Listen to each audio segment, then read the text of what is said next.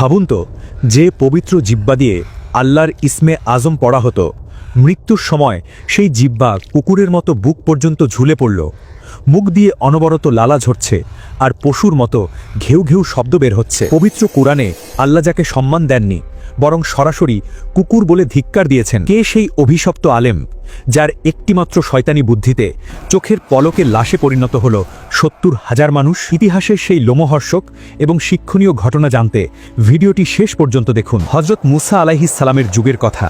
বনি ইসরায়েল জাতি তখন মিশর থেকে বের হয়ে আল্লাহ প্রদত্ত পবিত্র ভূমি বা বাইতুল মুকাদ্দাসের দিকে এগিয়ে যাচ্ছে।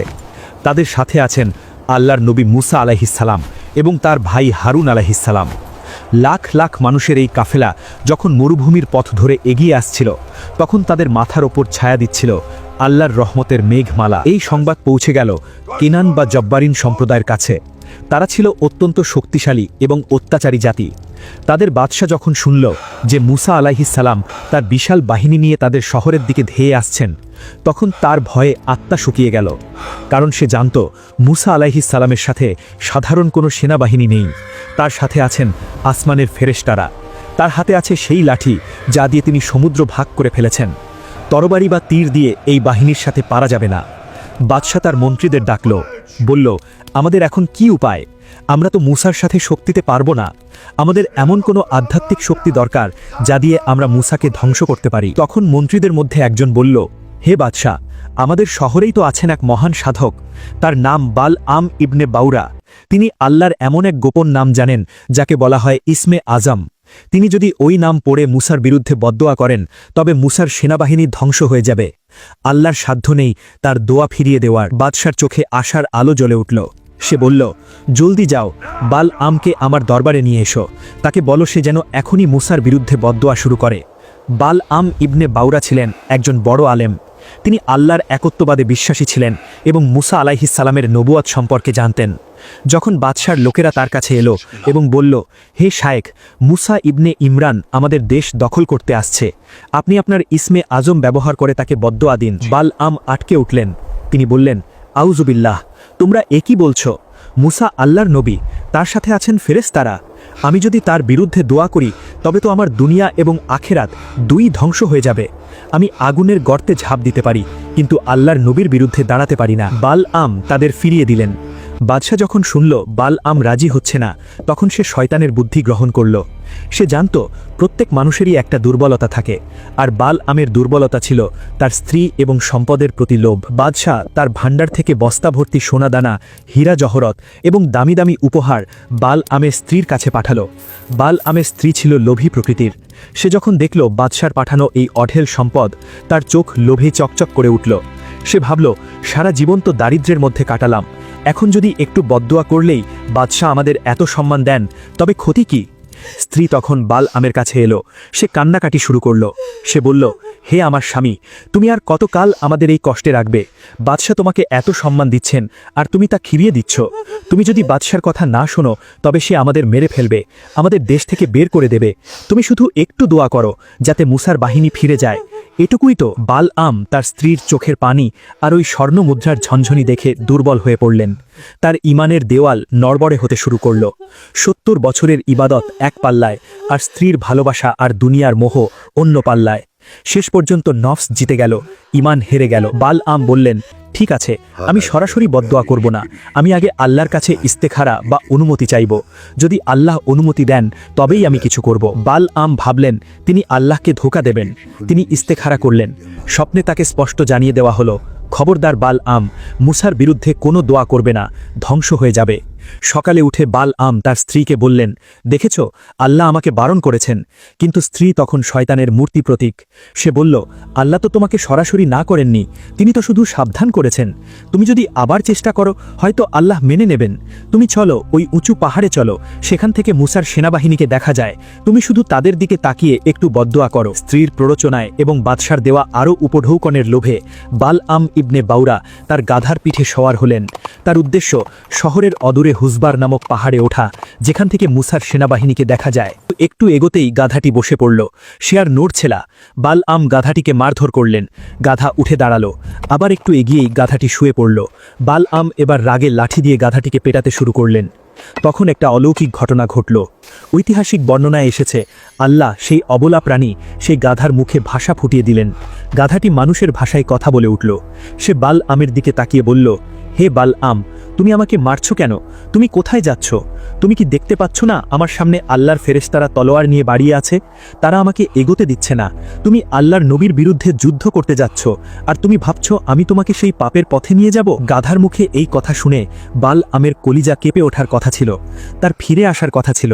কিন্তু মানুষের অন্তর যখন অন্ধ হয়ে যায়, তখন সে কোনো নিদর্শনই দেখতে পায় না। বাল আম গাধাটিকে ফেলে পায়ে হেঁটে সেই পাহাড়ের চূড়ায় উঠলেন। নিচে মুসা আলাইহিসসালামের বিশাল বাহিনী, সাদা তাঁবুগুলো দেখা যাচ্ছে। হাজার হাজার মুমিন বান্দা আল্লাহর জিকির করছে। আর ওপরে দাঁড়িয়ে এক সময়ের বড় আলেম বাল আম ইবনে বাউরা তাদের ধ্বংসের জন্য হাত তুললেন। তিনি তার সেই পবিত্র জিহ্বা, যা দিয়ে তিনি সারা জীবন আল্লাহর নাম নিয়েছেন, তা দিয়ে বদদোয়া করতে চাইলেন। কিন্তু তিনি যখনই মুখ খুললেন, তখনই আল্লাহর কুদরত একটা অদ্ভুত খেলা শুরু করল। বাল আম চাইলেন বলতে, হে আল্লাহ, তুমি মুসাকে ধ্বংস করো, কিন্তু তার জিহ্বা উল্টে গেল।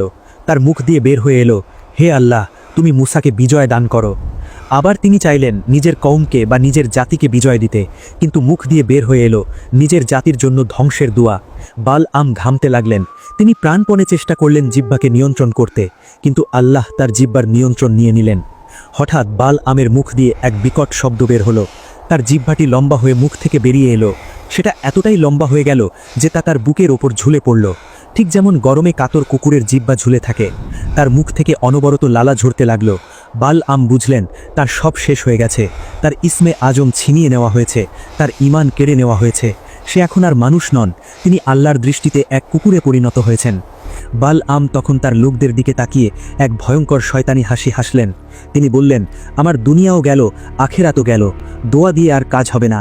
কিন্তু আমি মুসার রবের একটা গোপন নিয়ম জানি। মুসার রব পবিত্রতাকে ভালোবাসেন, তিনি ব্যভিচার বা জিনাকে ঘৃণা করেন।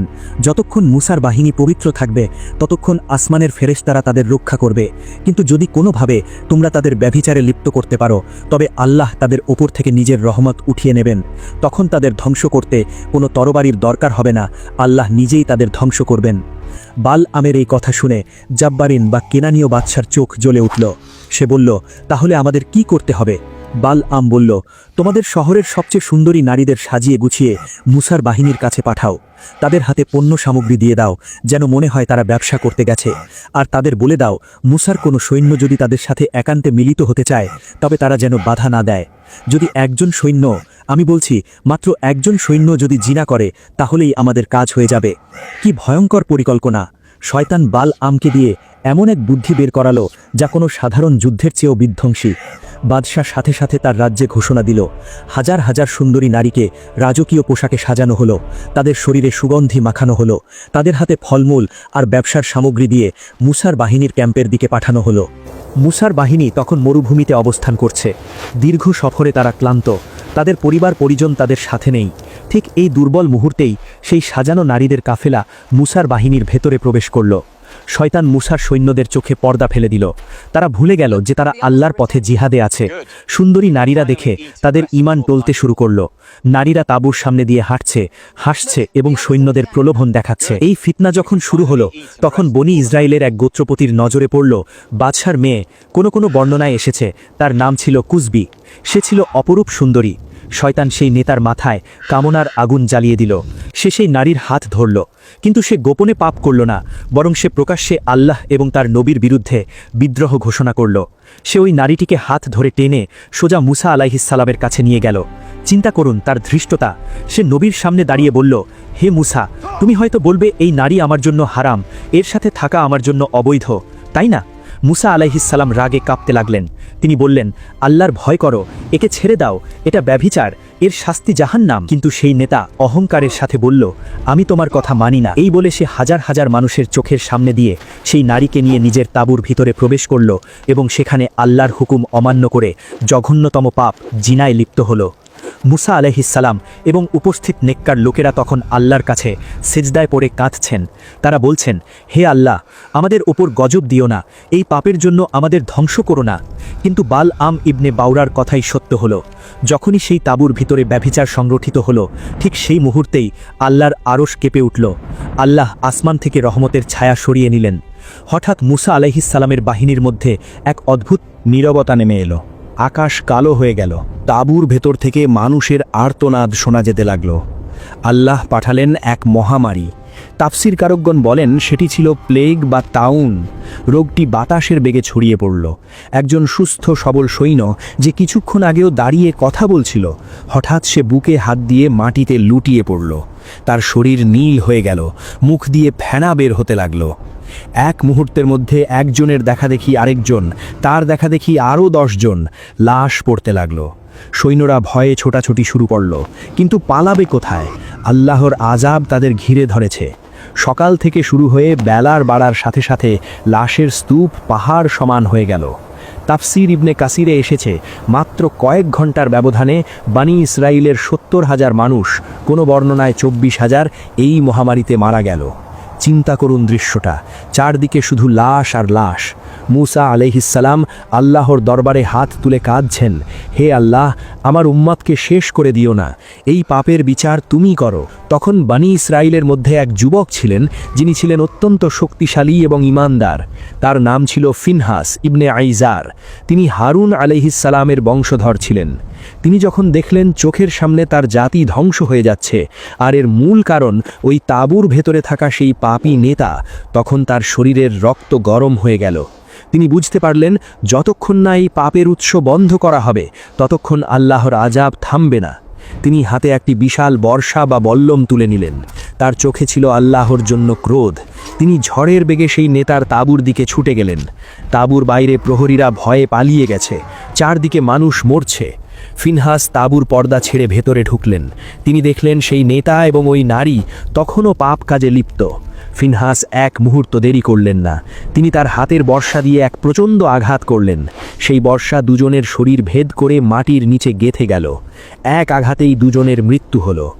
তার এই সাহসী পদক্ষেপ এবং আল্লাহর জন্য তার এই ক্রোধ দেখে আসমানের ফেরেশতারা থেমে গেলেন। যেই মহামারী ঝড়ের গতিতে মানুষকে মেরে ফেলছিল, তা মুহূর্তের মধ্যে থেমে গেল। নতুন করে আর কেউ আক্রান্ত হলো না। যারা মৃত্যুর কোলে ঢলে পড়েছিল, তাদের সংখ্যা গিয়ে দাঁড়ালো 70,000-এ। কিন্তু ফিনহাসের ঈমানী শক্তির কারণে বাকি লাখ লাখ মানুষ নিশ্চিত ধ্বংসের হাত থেকে বেঁচে গেল। আল্লাহ দেখিয়ে দিলেন, পাপীদের শাস্তি দিলে এবং অন্যায়ের প্রতিবাদ করলেই কেবল সমাজের উপর থেকে গজব উঠে যায়। কিন্তু গল্পের আসল খলনায়ক সেই বালআম ইবনে বাউরা, তার কি হলো? সে তখনও তার আস্তানায় বসেছিল। তার সামনে স্তূপ করা ছিল বাদশাহর দেওয়া সেই সোনা দানা আর হীরা জহরত। সে ভাবছিল তার বুদ্ধি কাজে লেগেছে, মুসার বাহিনী ক্ষতিগ্রস্ত হয়েছে, এখন সে বাকি জীবন এই সম্পদ দিয়ে রাজার হালে কাটাবে। কিন্তু আল্লাহর পাকড়াও বড়ই কঠিন। বালআম সম্পদ পেল ঠিকই, কিন্তু সে নিজেকে হারিয়ে ফেলল। তাফসিরকারকগণ বলেন, তার সেই জিহ্বা আর কোনোদিন মুখের ভেতরে ঢুকল না। সেটা আজীবন কুকুরের মতো ঝুলেই রইল। সে যখন কথা বলতে চাইত, তখন তার মুখ দিয়ে কুকুরের মতো ঘেউ ঘেউ শব্দ বা অস্পষ্ট গোঙানি বের হতো। তার মুখ থেকে অনবরত দুর্গন্ধযুক্ত লালা ঝরতে থাকত, যা তার বুক ভাসিয়ে দিত। সবচেয়ে ভয়ঙ্কর শাস্তি হলো, আল্লাহ তার অন্তর থেকে সব ইলম বা জ্ঞান মুছে দিলেন। যেই বুকে আল্লাহর কিতাব ছিল, যেই স্মৃতিতে আল্লাহর ইসমে আজম ছিল, তা এমনভাবে মুছে গেল যেন সে কোনোদিন কিছুই জানত না। সে হয়ে গেল এক মূর্খ এবং জঘন্য প্রাণী। লোকেরা তাকে দেখে ঘৃণা ভরে থুথু দিত। যেই মানুষগুলো তাকে একসময় পায়ে হাত দিয়ে সালাম করত, তারাই তাকে দেখে পাথর ছুঁড়ত। পবিত্র কোরআনের সূরা আল আরাফের 176 নম্বর আয়াতে আল্লাহ তার এই অবস্থার এক নিখুঁত এবং অপমানজনক চিত্র তুলে ধরেছেন। আল্লাহ বলেছেন, তার উদাহরণ হলো কুকুরের মতো। তুমি যদি তার উপর বোঝা চাপিয়ে দাও, তবুও সে হাঁপাতে থাকে, আর যদি তাকে ছেড়ে দাও, তবুও সে হাঁপাতে থাকে। চিন্তা করুন, আল্লাহ কোনো মানুষকে গাধা বা শুকর বলেননি, কিন্তু এই দরবারি আলেমকে কুকুর বলেছেন। কারণ কুকুর এমন এক প্রাণী যাকে আপনি দামি খাবার দিলেও সে ডাস্টবিনে মুখ দেয়।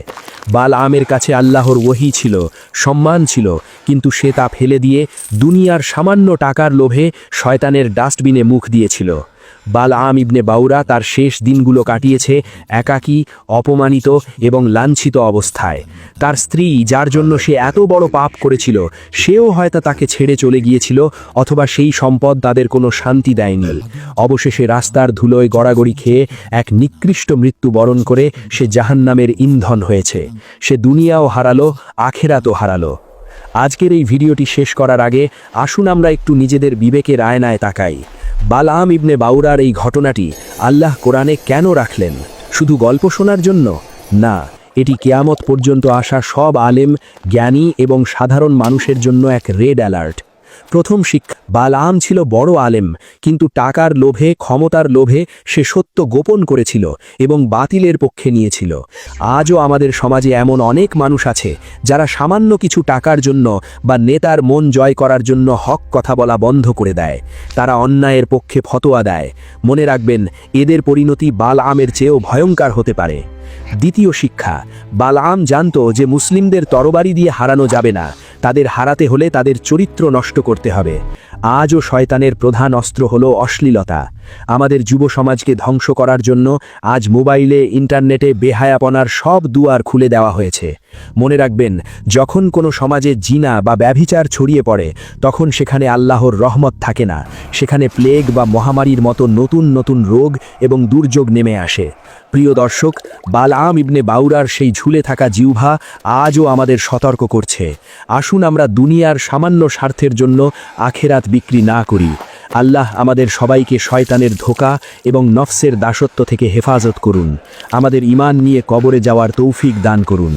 আমিন ইয়া রাব্বাল আলামিন।